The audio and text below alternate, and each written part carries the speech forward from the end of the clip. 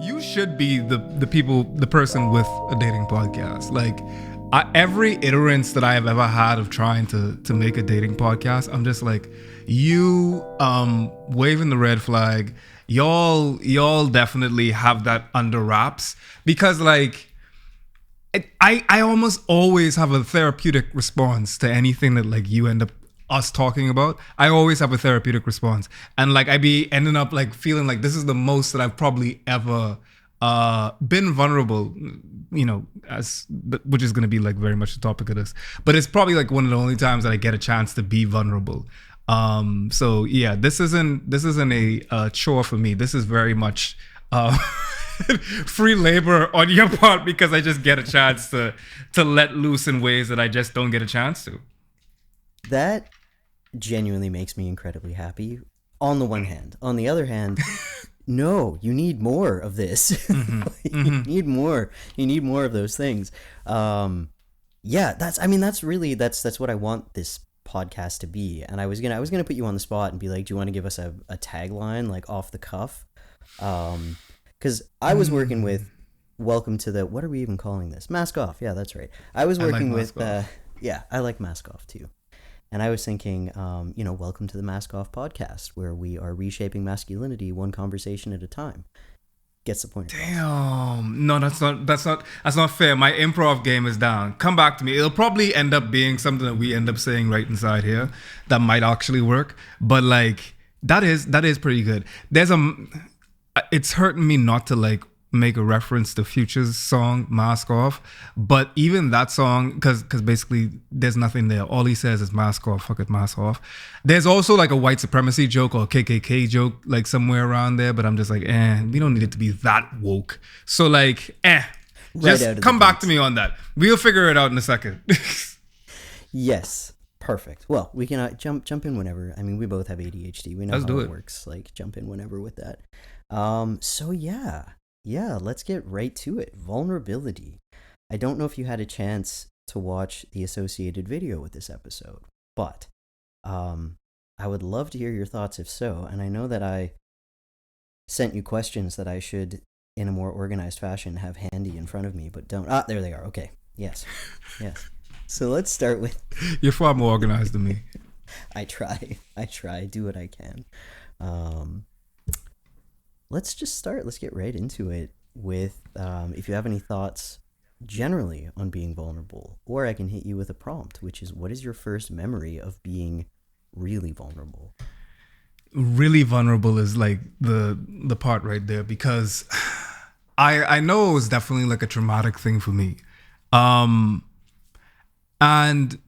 very early on, and I think we don't give this like enough credit, and I've probably said this infamously before, but a lot of the prompts that I've gotten script-wise for being a man actually came from what not to be by way of my mom.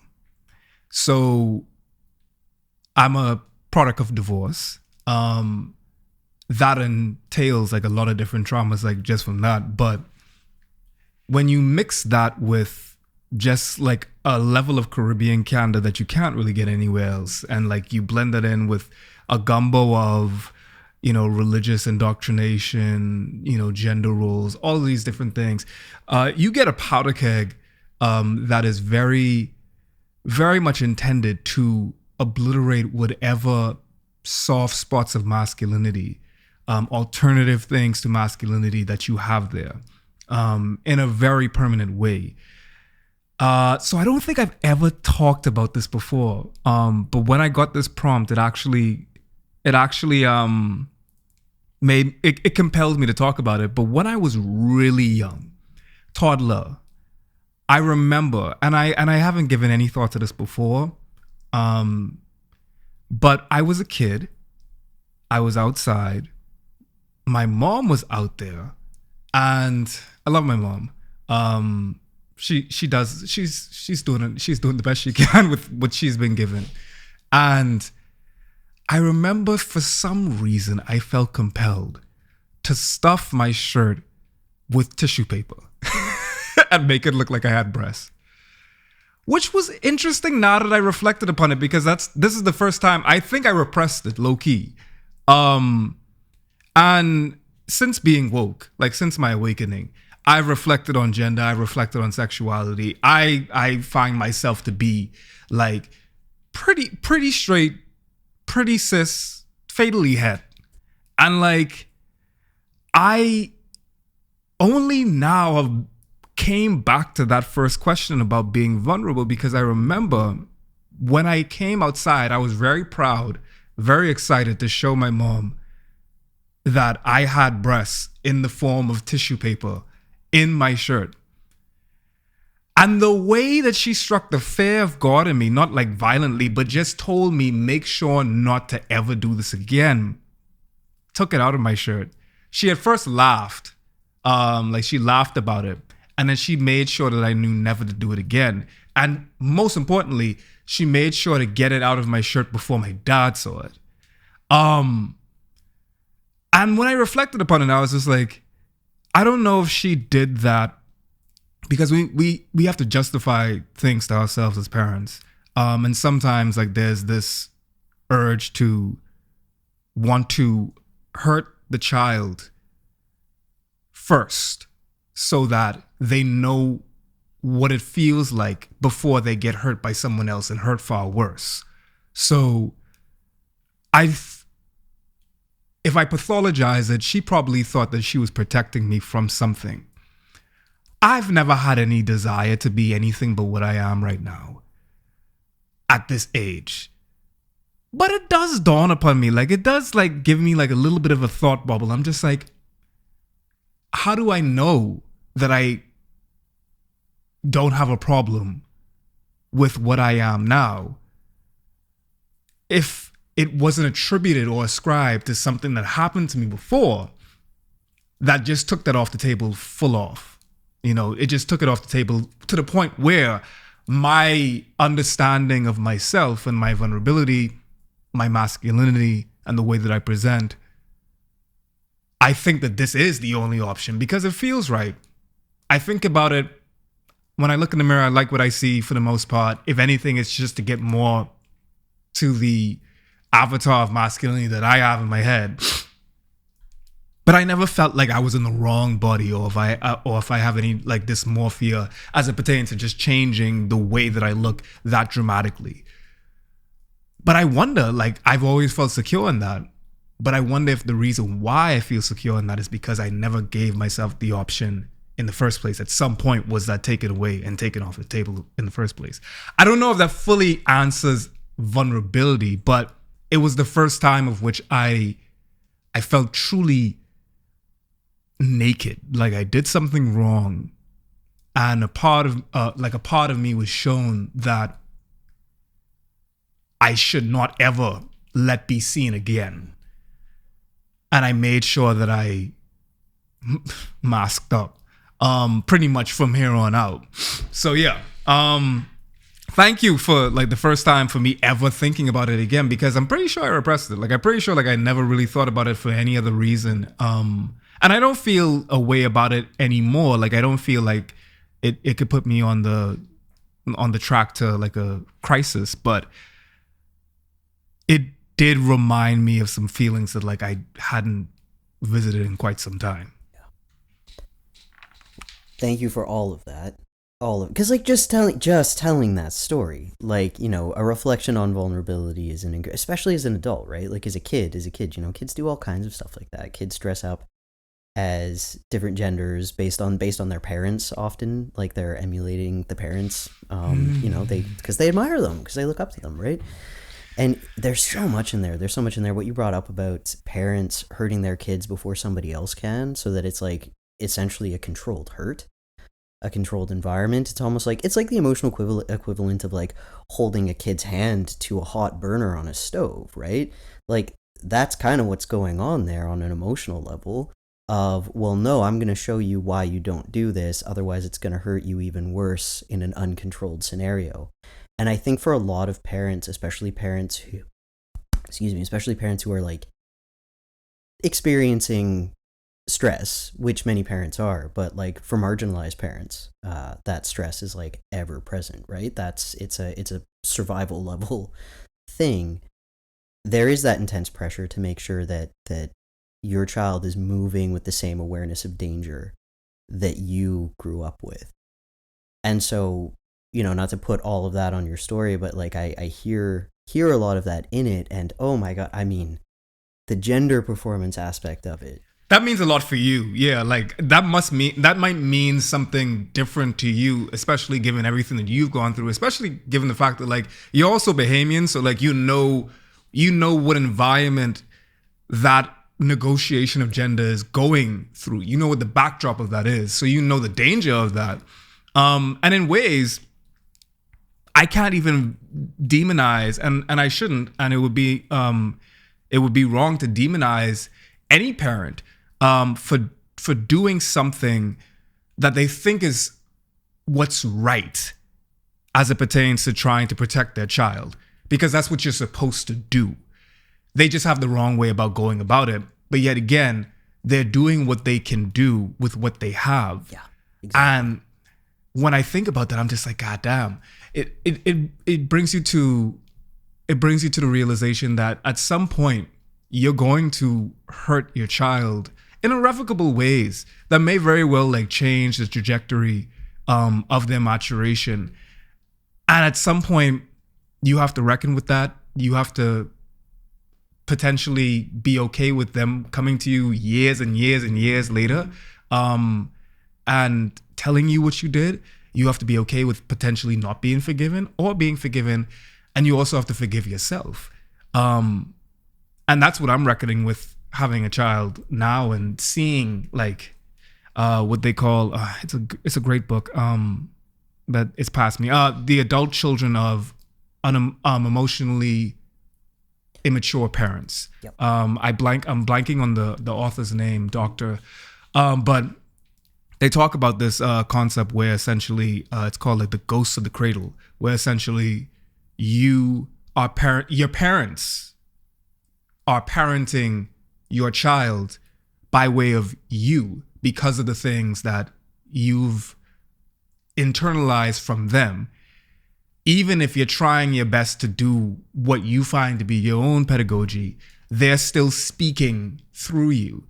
And sometimes you could hear it.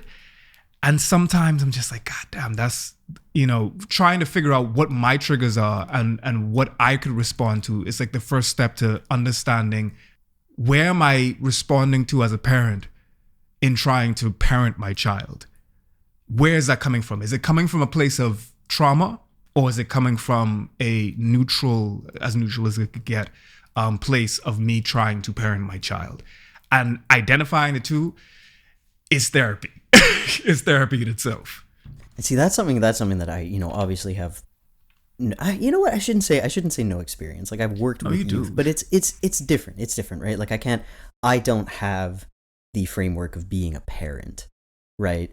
Like I don't have that. I don't have any experience there on that one. And so I can't even imagine the anxiety around that, the intensity of that, the amount of reflection that would go into that. And I think that, that gets into a whole thing with parents in particular and what they're modeling for their kids. Do they have the time? Do they have, especially for like working class parents, do they have the time to do that reflection? Because it's energy and it's time and it's, can they afford the therapy that's necessary to do that kind of reflection if they don't already have those healthy emotional frameworks in place? So, I mean, that brings up a million and one different things. And the other thing too, just to kind of like loop back around to your story, was your mom aware of all of the different interacting things, or was she just acting with sort of an immediate knee-jerk reaction to wanting to protect her child in this very specific way? Did she have time to maybe stop and think about, if I respond like him presenting with these, like playing with female characteristics and presentation in an affectionate and playful way, and I say, never do that again, never show your father, what is that telling him about being a woman? What is that telling him about how his father feels about women? What is that saying about all of those things? And this isn't, like, I don't think that your mom would ever, you know, based on the kind of man that you are and the things that you've told me about her, I don't think she would ever put negative ideas about women in your head intentionally. I imagine that, you know, I know Bahamian women. I know Bahamian women. Like I one of the things that I so admire about the culture in Bahamas is they don't put up with shit. Yeah. They don't. But when you get into the complexities of the gender binary and how it's performed and colonization and the, you know, religious side of things as well. I mean, we've talked about that before. We don't have to dive right into that today. But I know we could do an entire episode just on that conversation. But yeah, it asks the question. It's like, are you teaching your son how to be a good man, or are you teaching him how to not like women? Like, what's going on there, right? And then are those things mutually exclusive in the person's head? Like, do you see, or when you think of a good man, is that man a misogynist? And there's a lot of very innocuous ways, seemingly innocuous ways in which like we reinforce these things. And you begin to wonder, at what point do you draw the line on many different occasions? Like, this is great because I actually just got back from a pediatric visit. And last night, Peanut had a fever, and that meant like no sleep for the house because this is his first fever. And like it's different way. Yeah, I know. And there's like different ways. It just so happened that we had a pediatric visit like lined up the day after. It was serendipitous. And it really ended up being because he was teething. He had a little bit of a fever and like that just sparked up his teething. But you know, there was like guys in the lobby of the pediatrics, and he's just like, oh, you know, what are you in for type of thing. And like, I mean, like language is just so funny. And I was just like, yeah, he's got a fever, so they just want to make sure he's okay.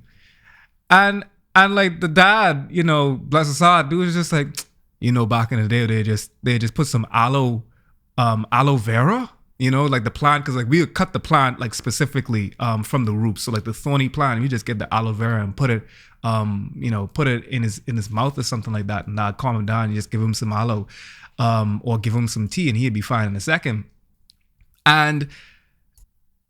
And then like as the conversation grew, and like there's like an anxiety that you get with it, especially like the way that I move through the world, because like I present in a way where I make, unfortunately, misogynists feel safe, you know, and just by virtue of my presence, just by virtue of the fact that I'm a big black man with a beard, and I, for them, pantomime a particular value set. So when they come to me and go and said, oh yeah, I bet the mom brought him in, like she's probably overreacting, you know, da-da-da-da-da. I was like, no, I set this up. You know, I said, no, I set this one up. This one was on me. And, you know, you just see the different ways of which, like, it's almost like a betrayal that you get from the look. Like, they look at you like you're betraying a code when you break that facade. And bringing it back to vulnerability, that's because at some point, someone told that man, and man in general, that we're supposed to subscribe to this script of strength. And that means that you can't be sick. You can't get ill. That translates into this apprehension of us going to the doctor. Like, as a Bahamian man, I have insurance. And the only reason why I got it is because I wanted to make sure that I could give it to my kid. Not because of me. I don't even use my insurance, and I don't have to pay for it. Even though, I mean, like, I have to pay for my insurance, but I don't have to pay for the visit. And I still don't go because of, I mean, like, there's like a financial insecurity there. You're just like thinking to yourself, where you say, well, you know, doctors can find a way to charge you somehow. So like, you still don't go on that merit. But also just this almost implicit commentary saying that by my going to the doctor, what does that say about me? Because that means that I am not this impregnable being. I genuinely can get sick. There can be chinks in this armor. And that doesn't necessarily, that creates dissonance with the script of masculinity, even in a small way. Like there's a bunch of different things behind why, especially black men don't go to the doctor. Tuskegee experiment, like a bunch of different reasons why, like black men have a investment in not going to the doctor. But at a particular level, almost at a visceral level, we just have this urge, I'll be fine. And we keep it going. Yeah. And we keep it going. Before you know it, prostate. Before you know it, like this cancer. Before you know it, like, I mean, you're trying to figure out, it's just like, why? Like, it might not be right for me to say, but when it comes to things like prostate cancer, a lot of the times you can check. If you're getting scheduled visits, like you could, and correct me if I'm wrong, but like, you don't have to die from that if you're getting checked on a regular basis, or if like you are being proactive in regards to that.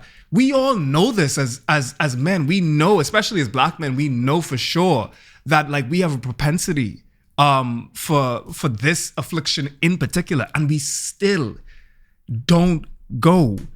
One, because we don't like going to the doctor, but two, because that means that a guy gotta play in your ass, and that's a whole nother thing. But like, all in all, it's all connected. It's vulnerable.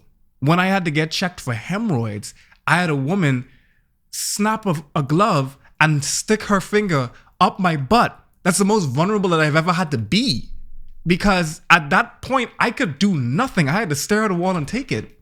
And it's funny, but I think it's only funny because I have to laugh. Otherwise, I have to really reconcile with what's going on there, even if it is just a very natural procedure. I have to reconcile with the fact that a woman has me by the finger, by the prostate, by the asshole, literally, with her finger. And she has power over me right here. And she's making me scream, and she's seeing me literally naked, and in a state. And what does that mean? What does that mean for the facade that I put up? I don't have any armor on. I'm naked, and she's seen this. And I can't see her anywhere else because I think I would look to the ground because she's seen me wail at a wall because she was checking me for hemorrhoids. And she's probably seen a million different man assholes in her tenure. She has not thought of it since. Like, the moment you left that office, it was gone from her mind, I can guarantee you, unless she had to do, like, charting. Like, did not come back around to, and for you, this was like a canon event, pivotal experience. Yeah. Yes. That's the thing, is it's like, it's how, and this is, and honestly, the response was overwhelmingly good, which was great, but it also, like, kind of speaks to the tiny little corner of the internet that like I've carved out for my channel. The response was overwhelmingly positive, but I have had these conversations with men in the past where they get really, really defensive about the idea of being vulnerable. And it's like, if your entire identity collapses when someone gives you a two-knuckler, like, I just don't, like, can you even claim that that's an identity? Is it really so feeble that all it takes is this? She could take you down with a finger. Yep. That's it. That's it. And it's like, what does that say about the, like, patriarchal masculine performance? What does that say about it? It's just, and with the health side of things specifically, it has a lot of implications about how you feel about yourself. When I brought this up with men in the past, like, tried to talk about, patriarchy and how it harms us, or talking about patriarchy, particularly how it harms women. Often one of the defensive responses that you get from people is, yeah, well, men are sent off to die in wars, and, we can have another conversation another day about how those wars are fought in areas where women also exist and they are affected by them, but, like, very Eurocentric view of how war works. But anyway, we could talk about that, but they always bring up this, well, men are deemed disposable, men get killed, like, men are seen as not valuable, and all of these things. It's like, okay, have you been to a doctor recently? Like, have you been to the doctor recently? Are you challenging this idea of your body as not valuable? Are you standing up for yourself? Are you having compassion for yourself in this? Are you recognizing that this is a problem and standing up for yourself here? Because one of the ways that starts, one of the ways that reclaiming the male body as a valuable thing outside of violent contexts, not just something to be thrown away on the battlefield, not just something to be thrown away in the workforce, but something valuable that contains a whole ass human being, is to have that compassion for yourself, is to have that care for yourself, is to take care of your body. And so there's that angle of it. And then I have to go to the question of, how does that frame how you think about other people, and not just women, but disabled men, old men, like chronically ill men? Like, how do you feel about the other guys in your life? They can't handle this idea of not having control. It's this idea that I would rather die fighting than be vulnerable. I would rather literally no longer exist than accept that stuff can happen to me that I am not in control of. And then they wonder why it is that men are thrown away in wars and the workforce. It's just like that that hits to the core, because you're right. And I mean, as progressive as I like to think that I am, I mean, it's a Bible quote: twice a man, once a child. I mean, once a man, twice a child. Essentially that you were a child, and in your oldest state, you will resemble a child. You will be dependent upon someone. You will be unable, sometimes dementia, unable to be at the aptitude, if you believe it to be so, at a particular age.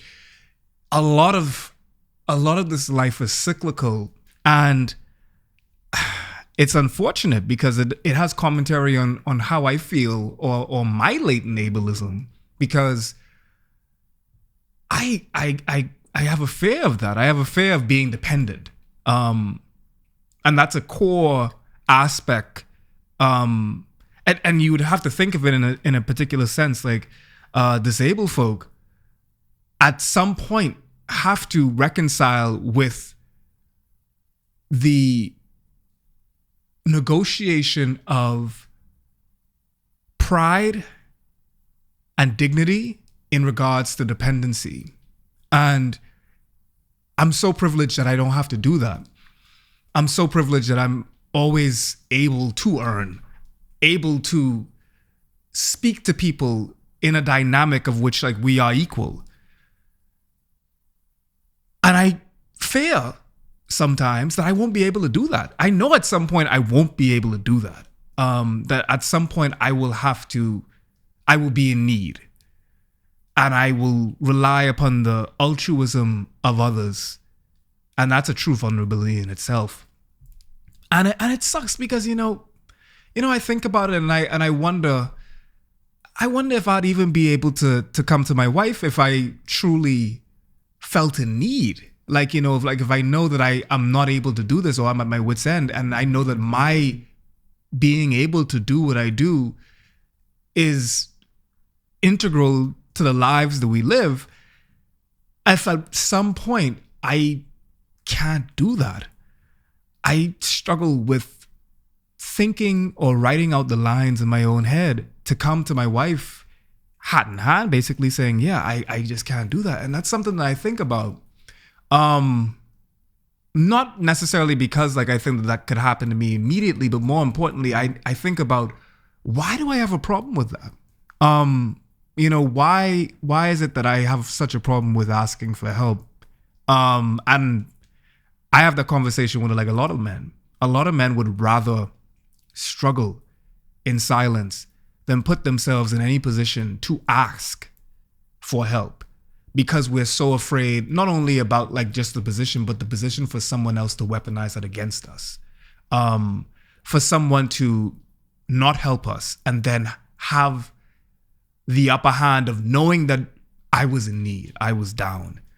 So you have situations where a lot of men, I see this in the Bahamas all the time, manufacture lives that are unsustainable, patriarchal performances that are very unsustainable. And then when they buckle underneath it, and ultimately, The amount of men that I've seen in like the last year, great men that are revered in society, die alone. And from what? And like you find out, Finn, like like this is Bahamian law, but like one of the greatest Bahamian journalists, Darrell Miller, he recorded hurricanes in the Bahamas. He covered Dorian. He covered all of these different things, these monumental he probably was here before the Bahamas. Of course he was here before Bahamas even got independence. He probably journaled that. Died alone. He's one of the utmost journalists. Died alone, and they didn't even realize he was dead until the stench was so bad that people nearby him smelt it. You mean to tell me that one of the greatest men in the field of journalism in the Bahamas dies alone? Nobody's checking in on him? Nobody knows of his state or if he was battling something? Nobody around him? You hear about that quite a bit. And I think about that. I think about what that means for community. I think about like what this, how you need to be vulnerable in order to be in community with someone truly, and if you don't do that, then you deny yourself that as well as everybody else. And that sucks. I don't have much more than that. It just sucks.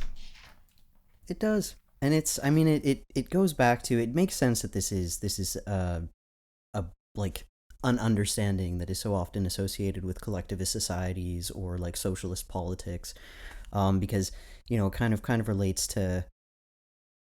I promise this is relevant. Margaret Thatcher's asinine quote about oh god, what was it? I like how you had to give a disclaimer for it. Get ready. Content warning, Margaret Thatcher. Where she makes that comment that was basically like, if someone else controls your money, then they control when it's taken away. And she used that as justification to take all of the social service funding away. And it's just like, all right, okay. But on an emotional level, it's basically like, I fear being alone so much. I fear someone being able to impose loneliness on me, so I'm going to choose it myself so no one can ever do that. And like, isn't it better to just take the chance? Isn't it more impressive to take the leap of faith, not knowing for sure, than to just never jump in the first place, than to just never try, than to never put yourself out there? Like, it's just, I don't know. Maybe there's something there that I'm missing. Maybe I'm too trusting. Maybe I'm too trusting. But for me, it's that thing where like, we are all ideally, you will age into a place where you need more care from the people in your life. That's the goal. That's an amazing life lived if you reach that point. And if you have spent all of your value tokens on your body, you're definitely going to reach a point where you just don't feel like you're valuable anymore. And I mean, again, there's so many things that says about how you conceptualize other human beings who are valuable, who hold value just by being people, because by doing that, you're completely dismissing disabled and chronically ill people across the board. Like, that's not, you don't exist in a vacuum. There's that aspect of it. But the other side of it for me is the reason that, I'm so adamant about developing emotional wellness and an understanding of emotion and emotional expression is when your body goes, you still have your experiences, you still have your emotions, you still have your vision of the life you lived, you still have all of the things that you get in revisiting those memories, you still have the closeness that you feel with the people around you. Those are the ways that you get to live once your body stops functioning the way that you're used to. Those are the things that you bring into the world. And the other side of that is those are things that you bring to other people. So I think that a lot of men, just kind of to what you were describing, going to your wife and saying, I can't, like how scary that is. Well, have you ever asked her what you bring to her that isn't a work capacity, that isn't showing up physically? Like, have you ever considered that she just fucking loves you, maybe? Like, she just And genuinely likes having you around and gets so much out of your presence on an emotional level that she doesn't expect a specific performance. And in fact, in so many words, she's told me specifically that these things that I find valuable about myself, half of the time she could do without. Like she's very much, to her credit, already against any time. Like, I've given her gifts of which the reaction always sometimes isn't what I would want. And it's often because, like, that's not the language that she speaks, insofar as, like, the value that she would derive is like, no, like, she would rather me be able to steal away some more hours and spend more time, which is sometimes difficult in what we do. Like, where, you know, you're judge, jury, and executioner. You make the video, you edit the video, you put the video out, and you think of more videos. And that's another part of, like, this milieu in particular with making content. It's a very singular experience a lot of the time. A lot of it, like, when you think about, like, the writing, the researching, the editing, the recording, a lot of this part is singular, and it looks a lot differently once it's out there, but when it's in the process, it can be very isolating. And I've been very much, ever since I hit 30 especially, like, been trying to get time back, and by doing that, it's, and this goes right back to vulnerability, is because that means I need to delegate some things, delegate parts of the process. And I realize that I have, like, a really hard time with that, because I struggle trusting or being dependent upon someone to do certain things and to care much about what we're doing as I do. And I'm scared of putting myself in a position where I'm dependent upon this thing to work. And therefore my family is dependent upon this person, you know, because at every, you know, link of the chain, essentially it's only as strong as that. And the more links you add, that means that you have to be confident in each link. And there's one person, like, if I get an editor, that's one person that is not me, that I have to now trust with the integrity and the success of this project. And that's something that really resonates with me in a rankest way, because I know what I can do. And if I have to put myself in a position where I am now dependent upon you, I've opened myself up to a lot of different vulnerabilities, literally. And we don't really think about it like that. We don't think about trust as vulnerability often. When we think about trust, we don't think about it often. That specifically, by virtue of you trusting someone, you are making yourself vulnerable to someone. So you can't have love, you can't have trust, you can't have a lot of these things that are integral to the human experience and the human condition without being vulnerable. And when you think about the fact that vulnerability and our masculinity as we've seen it is, you know, mutually exclusive to one another. Like, the man cannot show his belly. Otherwise, that means that he can be, you know, taken advantage of. He could be eviscerated. So we're trained not to. And that means that we've closed off about 70% of the human condition. The only thing that we have as men that we can do is grunt and pick up things. And and yet again, like, if you can't do those things, then in this very narrow mold of man, you're not man.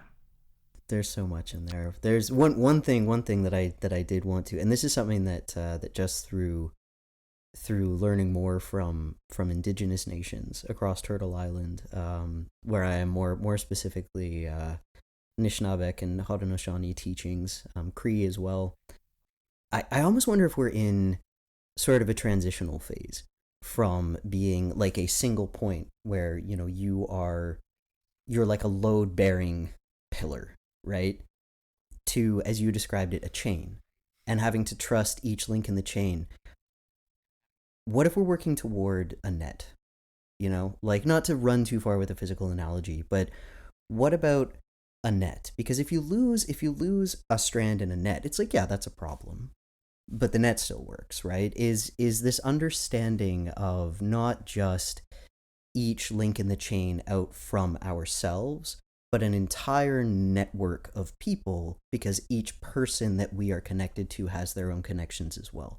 And so it's not just developing trust in each person that we connect to, it's developing trust in how they also build their connections as well.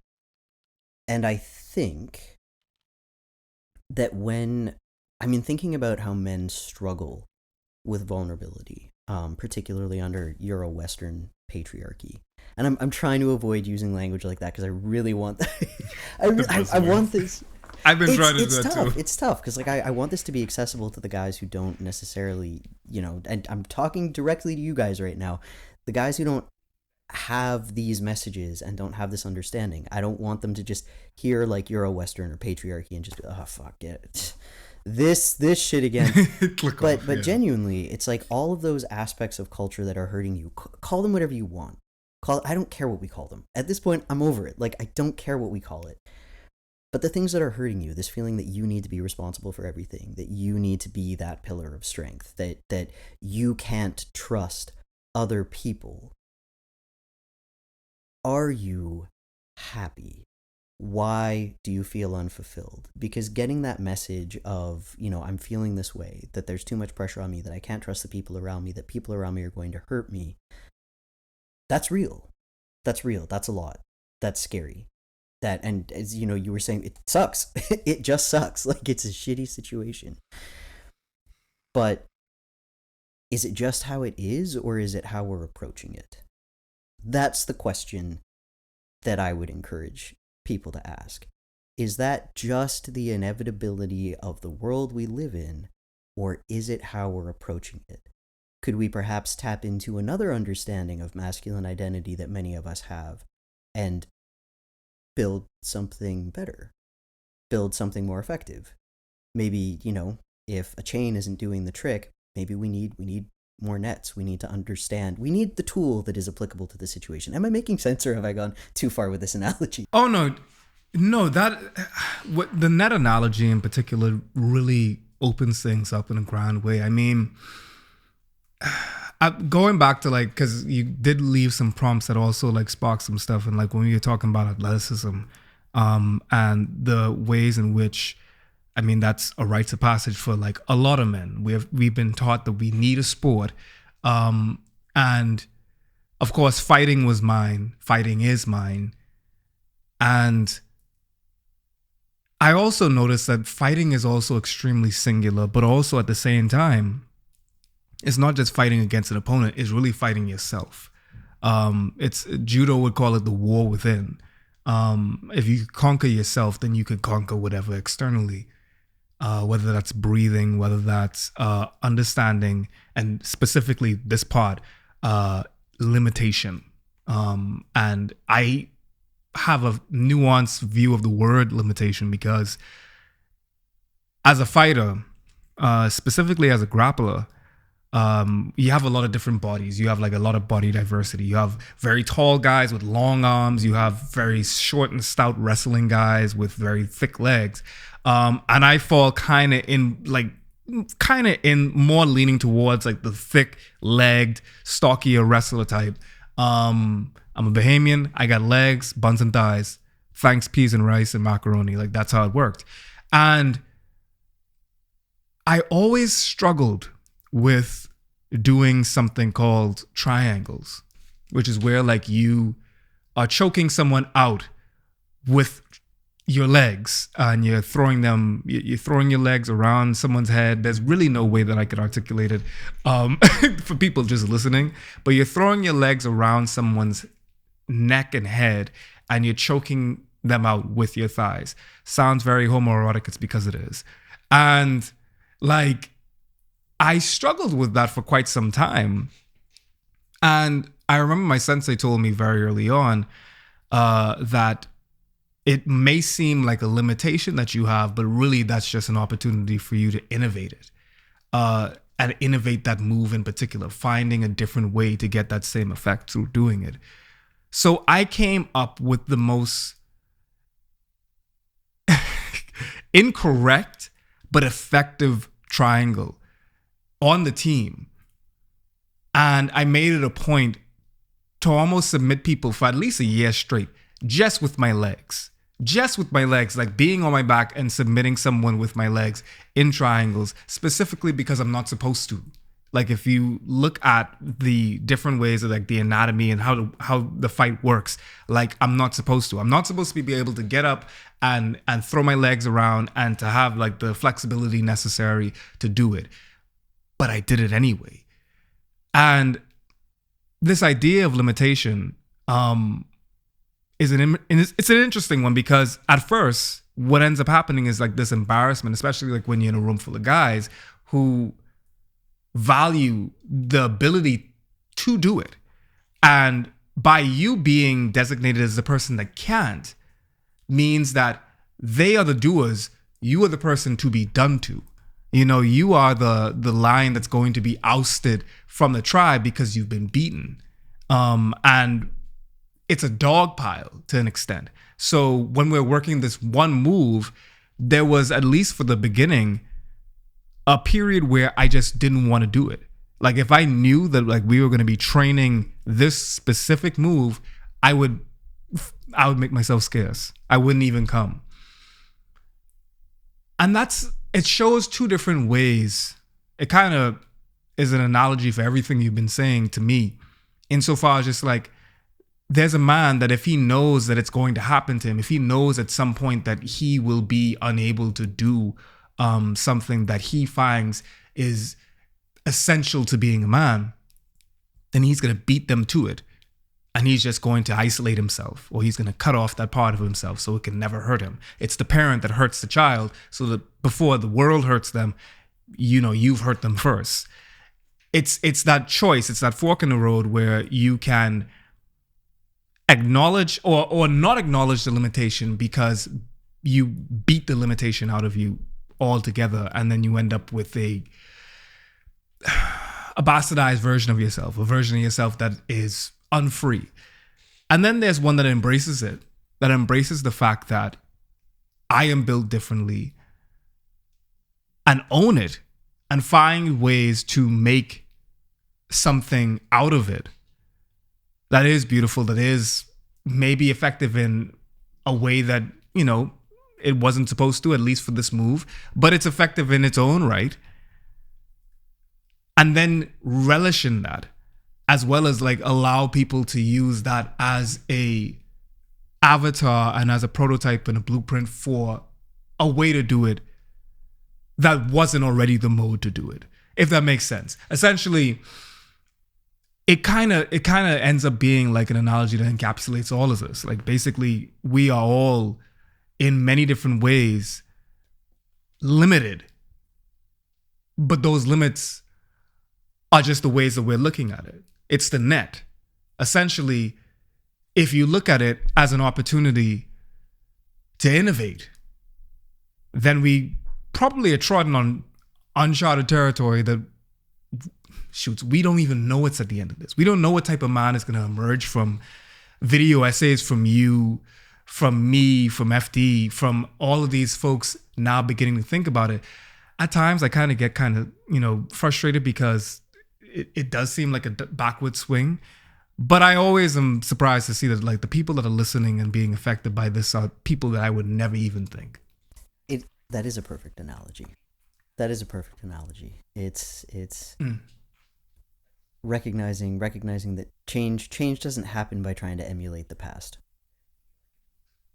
It's ridiculous. That's ridiculous. And it's interesting that we are given this idea of what it is to be a man, even under sort of like the systems that we live under, that you're an innovator, that you're a go-getter, that you're a game changer, that you do all of these things. And in order to be the innovator and the game changer and the guy who like makes a difference and, you know, like redefines the field, is to perform masculinity exactly the way we have fucking taught you to, and never, ever deviate from that.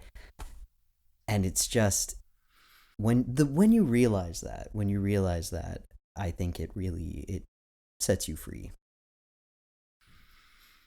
When I realized that, like, when I was doing my Elon Musk video and thinking about just how fraudulent, how much of a facade a lot of this is in regards to just being and presenting as this extremely successful paragon of masculinity and capitalism, with when all of it meets and what you get as a result. And it's literally the Homer Simpson meme with everything like kind of like it's a guy like this, and then everything like kind of stapled together in the back with duct tape and everything. It's essentially that. It is all a facade. It's all in the front, business in the front, and it's a disaster in the back, because in order to put on that facade, you have to kill a part of yourself. You have to tape up a lot of things and make it work in the back. And at any given point, it's liable to fall apart. And that's how a lot of us feel. Even us that like are aware of it. Like, I'm aware of these different systems, but it's one thing to be aware of it, and it's another thing to put it in practice despite it. And living in somewhere like the Bahamas, where I always say that the more you give into these institutions, the more it takes from you.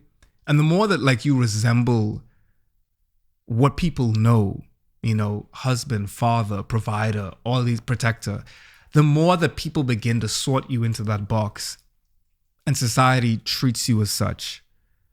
And I get it. I think that like a lot of the problems that like a lot of people that are trying to get out of this matrix, quote unquote, are reconciling with is the fact that it sounds so theoretical and fantastical. Like, where are you living where you can actually do these things? And that's why like I really love being home, because I am living in probably one of the most, when we talk about like Christo-fascist, like when we talk about traditional patriarchal masculinity roles, I live there, and it's a Black nation. And it's a white pedagogy, but I live there, and it's interesting to see it play out. And I get it. I get how after a day of hustling, bustling, and barely making it, despite doing everything right, doing everything that they told you to do, and still after you pay your rent and your utilities and all this other stuff, you only got a couple dollars left, and you go home and you have a baby screaming at you, maybe a partner that is disenfranchised in their own right, and you're tired, and you know you got to do this tomorrow, and you just want to go to bed so that you could get a little bit of the energy to do it all over again. And that conversation that you know you need to have, but you didn't have, and you're going to kick it down the road yet again to a day that you're not tired, but you know you will always be tired. It's so easy to just give in to the blue hole of masculinity. And you know blue holes. It's a force, and it's a gravitational pull. And oftentimes, like, it's a matter of shit, just let it go. But you know that it's gonna kill you. Like, you know that if you don't resist it, if you don't swim against it, and swim against it in a particular way that like you get out of it. Because there's particular ways that you could think that you're getting out of it, but really you're getting deeper into it. If you don't do it, you know you're going to die. You know you're going to be at the bottom there, and you're going to find all of the rest of the carcasses of folks, of men, more often than not, that just stayed on the lines and was in the bumpers of the bowling alley of patriarchy. And they met their fate, because patriarchy is one of the number one killers of men.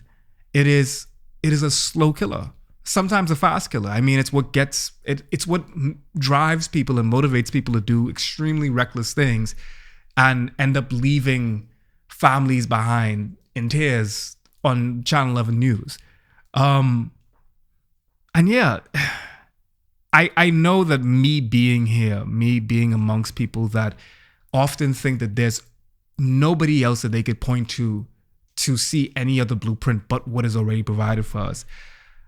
I've met them in person. I've met, young boys and young adult men in person that watch me somehow, and they see that like we exist, and I could see things like big trying. I could see them trying. I could see them like saying, okay, well, there's an example of it.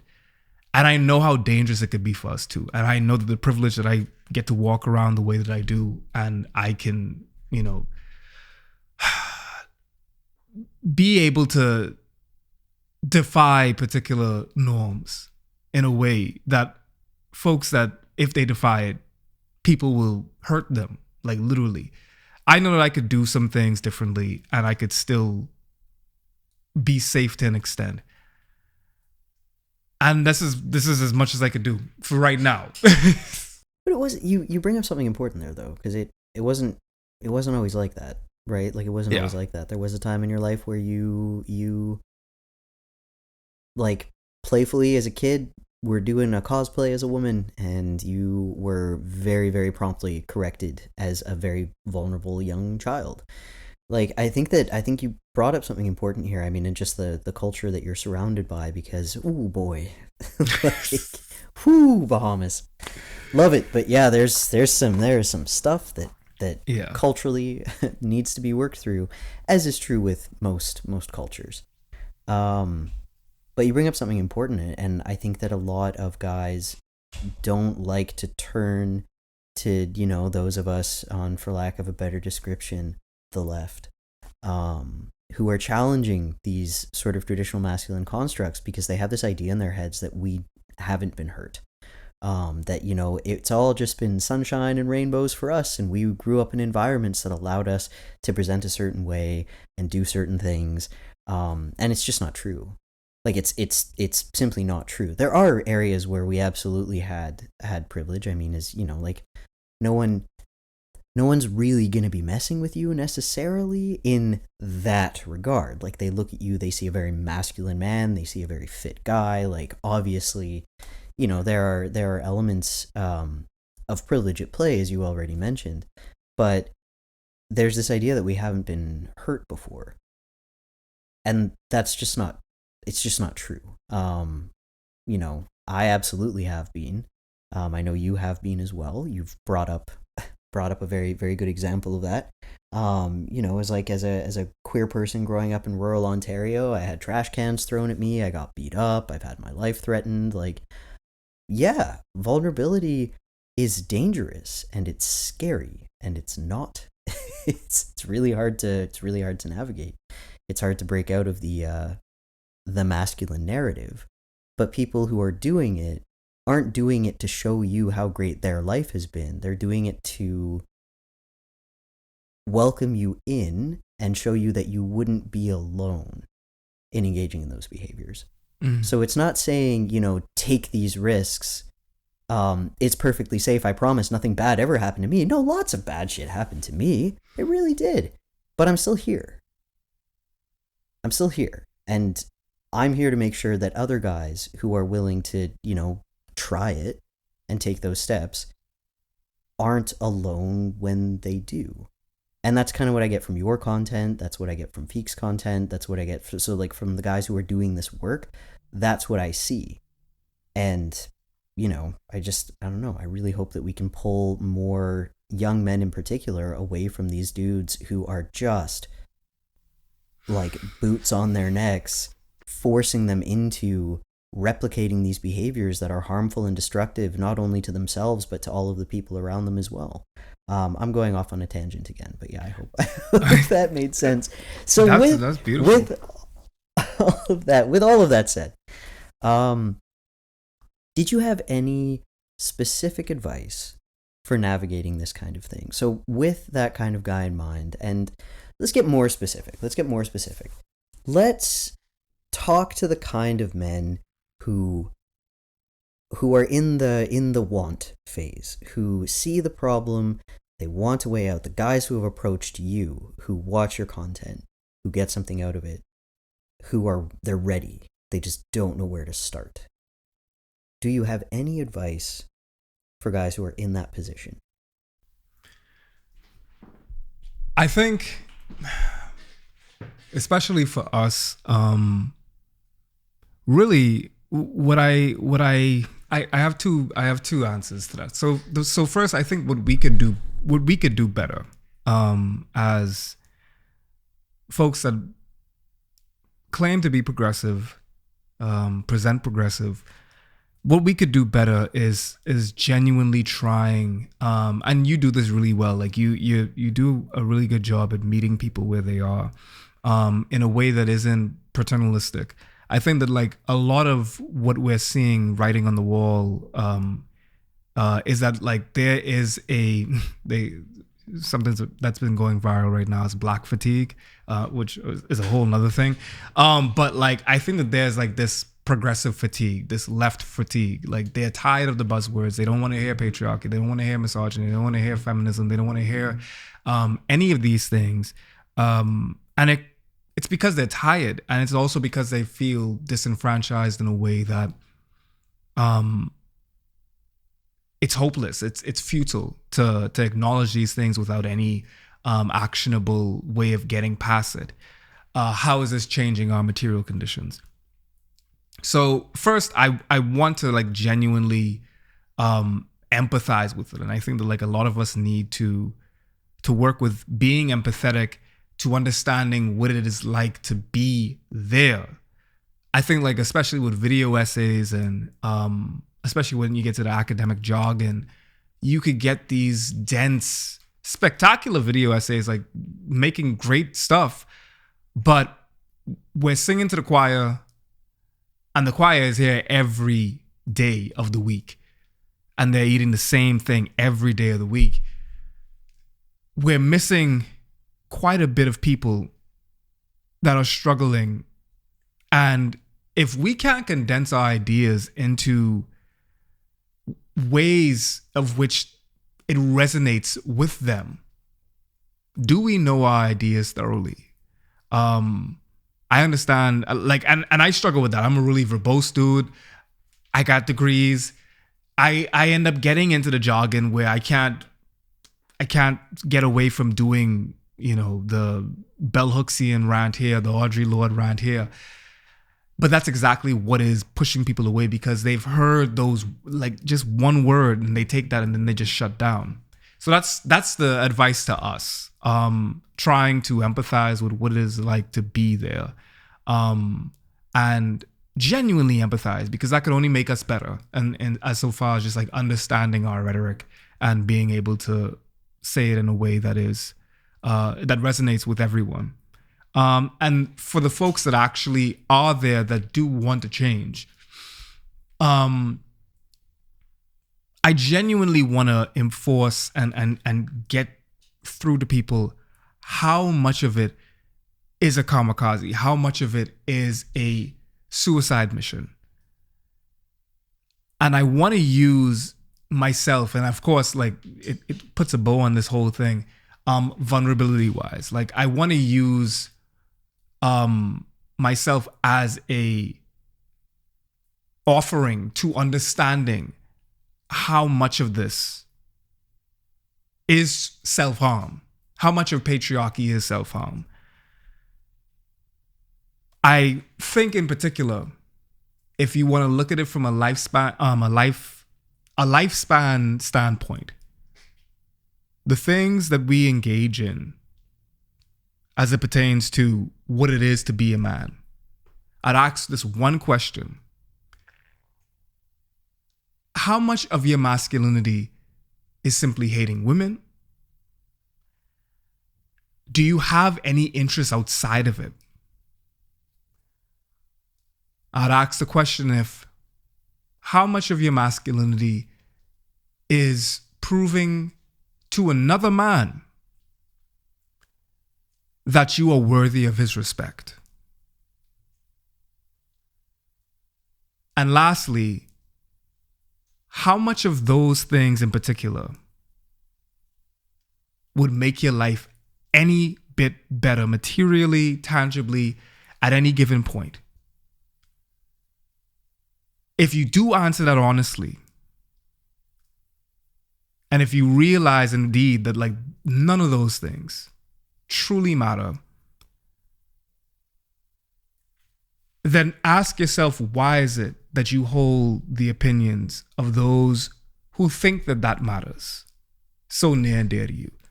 Why would you listen to an Andrew Tate who's on trial literally for rape?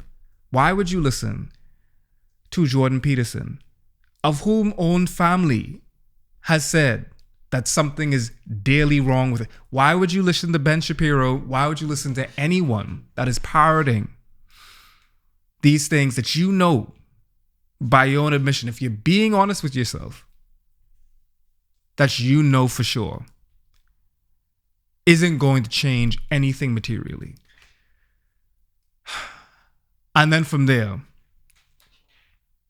if you do actually want to have a will to change, because the truth about it is, there's nothing that we can do at a particular point if this person is committed to the bit to a point where they cannot see anything outside of it and they're just looking for different ways not to. Accepting, yet again saying this to us, accepting the fact that that's fine. We can only do dialogue. I can't preach to you. That would also be very paternalistic of me to preach to you, to think that I need you to come over to my side. No. I just want to talk. And I want to know if you've ever had a chance to talk, because I know I haven't really had a chance to talk in a way like we do like this right now. And given how you feel afterwards, does it feel better than what you were doing before? That's a very long bit of advice and going in a bunch of different ways, but hey, ADHD be damned. But it was good. And it was a perfect ending point to this. So thank you. Thank you for that. That was a very, very nice bow on top of everything.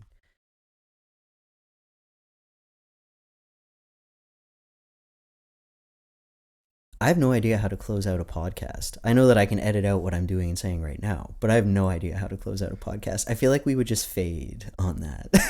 Just fade on your point there that you made. I think that's beautiful. I think definitely pointing them to watch why men fear vulnerability again, because I mean, all of your work, of course, like I genuinely do think that like they need to go on. It needs a lot more eyes, and it needs the right eyes, because I think that like a lot of the I think like a lot of it, this is off topic, of course, but like I think a lot of it is because of exactly what you're saying. Like your value proposition in particular is so strong. And it gets to the wrong, it gets to maybe people that might know a little bit about it, but I know for sure that this could probably save like about a couple of my man friends' lives right now. I know that like a lot of your videos can actually save their lives. And I think that like just the coding of it, for some reason, maybe it's the fact that like you are so chill, that you have like this very disarming persona to you that should work. But at the same time, I think that like we're so used to, in the Bahamas week we say we're used to bad treatment, or we like bad treatment, that I think that like a lot of folks might think that you are making videos for women about toxic men, when instead you make videos for toxic men that have a will to change. I don't know how I could best like put that, but other than like putting it in front of them in some ways, but like more people need to see that video. More people need to see more people definitely need to see like a lot of different videos as it pertains to like the brand of masculinity that you bring. And the people that need to see it, I know about 5 of them. I got them on one hand, and if I send it to them, I know they're not going to watch it, because instead they're rather going to watch something that could immediately be injected into their veins to keep them going. And that's the sad part.